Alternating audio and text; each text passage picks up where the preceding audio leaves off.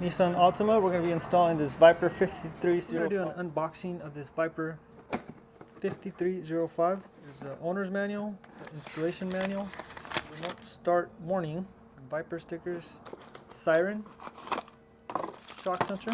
It's a dual stage shock sensor. Brain. This is the antenna, LED, and valet button. 3-in-1. Harness for the remote start here, or for the alarm. More of your inputs, you know, your door triggers, and actually the battery and the hood pin. Okay, so we're gonna prep the alarm. Pin connector. For that, we have our inputs for the remote start, schematics for the vehicle, and then figure out which ones we're gonna need and which ones we don't need. And we'll cut them out and we'll prep the alarm. Right now it looks like a mess, but you'll see once it's all ready, it'll be nice and clean. It's gonna go on the side. Over here on the right side, this is the shock sensor.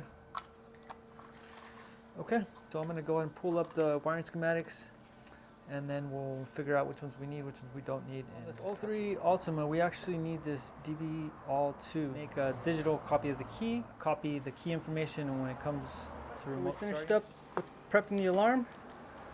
This is how it should look. All the wires blacked out. And then from here, we're gonna connect them, extend them. If we need to black them out, we'll black them out a little more. But it should look clean, nice and organized. And this is the DB-ALL2 module. It's gonna bypass the immobilizer. So this is better than the old school kind, which is hiding a key. So this is digital. There's no key hidden in here. It's all digital. So let's get this installed. So here's the Viper 5305 in action. We ended up installing some RGB LED strips behind the grille. They're wired into the parking light circuit, so every time the alarm is activated, it's going to activate those lights. And you can leave it any color you want. And for this one, it's a two-way pager.